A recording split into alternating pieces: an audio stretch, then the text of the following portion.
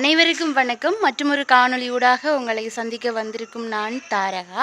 இன்றைய தினம் 2 வகையான சாரதிகளை பற்றி உங்களோட பகிர்ந்து கொள்ள போகிறேன். ஒரு சின்ன காணொளியாக தான் இருக்கும், ஒரு விரைவாக எடுக்கக்கூடிய காணொளியை முழுமையாக பார்த்துட்டு உங்களோட கருத்துக்களை எங்களோட பகிர்ந்து கொள்ளுங்க. இந்த காணொளி உங்களுக்கு பிடிச்சிருந்தா உங்களோட சப்போர்ட் எங்களுக்கு தாங்க. இப்போ வாங்க நாங்கள் அந்த 2 சாரதிகளை பற்றின விஷயங்களையுமே உங்களோட பகிர்ந்து கொள்ள தயாராக இருக்கிறேன். உண்மைக்குமே சொல்ல போக ஒரு சாரதி என்றவர் அவர் ஏற்றிக்கொண்டு போகக்கூடிய உயிரையும் சரி, அவர் வீதியில் போக அந்த வீதியில் வரக்கூடிய ஒவ்வொரு வாகனங்கள் ஒவ்வொரு நடை பயணிகளையும் சரி காக்கக்கூடிய ஒரு இடத்துல இருக்கிறார். அதற்காகத்தான் சாரதி அனுமதி பத்திரம் கொடுக்கணும். இந்த சாரதி அனுமதி பத்திரம் கொடுக்கறதுக்கு கூட நிறைய ப்ரோசஸ் இருக்குது. இந்த ஒவ்வொன்றா சொல்லணும் என்று சொன்னால், முதல்ல இந்த வாகனம் ஓட்டுறதுக்குரிய அனைத்து விதமான விடயங்களும் உடல்நிலை சரியா இருக்கும்னு சொல்லி ஒரு மெடிக்கல் செக்கப் எடுப்பினோம். அதே நேரம் இந்த சாரதிக்கு சரியான வாகனங்கள் பற்றிய சரியான அறிவிருக்கான்னு சொல்லி ஒரு எழுத்துப்பூர்வமான ஒரு பரீட்சை ஒன்று வைப்பினோம்.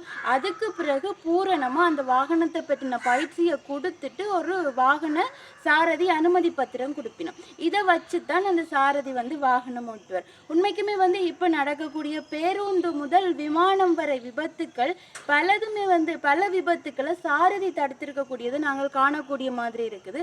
அப்படித்தான் திருகோணமலையில இருந்து யாழ்ப்பாணம் நோக்கி வந்து கொண்டிருந்த ஒரு பேருந்து, இந்த பேருந்து யாழ்ப்பாணம் நோக்கி வரைக்க சாரதிக்கு திடீரென்று என்ன நடக்குதுன்னு சொன்னால், மாரடைப்பு வரக்கூடிய சூழ்நிலை ஏற்படைக்க சாரதி என்ன செய்கிறாருன்னு சொன்னால், யாழ்ப்பாணத்தில் ஒரு அண்டின வைத்தியசாலை ஒன்றில் அந்த வாகனத்தை நிப்பாட்டி அந்த வாகனத்தில் பயணித்து கொண்டிருந்த 62 உயிரை காப்பாற்றி இருக்கிறார்.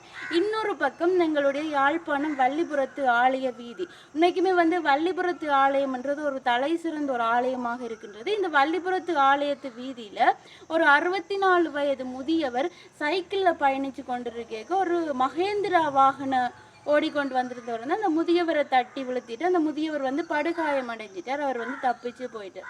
சரி, எதேர்ச்சியாக ஒரு விபத்து நடக்குதுண்டா கூட அந்த விபத்துக்கு காரணமான நபர் என்ன செய்யலாம்னு சொன்ன, காரணம் இல்லையோ எதிரில் இருக்கக்கூடிய நபரை எங்கண்ட வாகனம் மோதித்தான விபத்து நடக்குதுன்ற ஒரு எண்ணத்தில் காப்பாற்றிட்டு போயிருக்கலாம். ஆனால் அவர் தப்பிச்சு போயிருக்கிறார். அந்த முதியவர் படுகாயம் அடைந்த நிலைமையில் காணப்பட்டதை காணக்கூடிய மாதிரி இருந்தது. இந்த 2 சாரதிகளை பற்றின உங்களோட கருத்துன்னு மறக்காமல் கமெண்ட்ஸ் பாக்ஸில் தெரிவிங்க. இது போன்ற இன்னும் பல சுவாரஸ்யமான காணொலிகள் வேணும் என்று சொன்னால் மறக்காமல் STK Vlog யூடியூப் சேனலில் சப்ஸ்கிரைப் பண்ணி சப்போர்ட் பண்ணுறாங்க. நாங்கள் நாளைய தினம் சந்திப்போம். அது வரைக்கும் உங்களிடமிருந்து விடைபெறும் நான் தாரகா. நன்றி.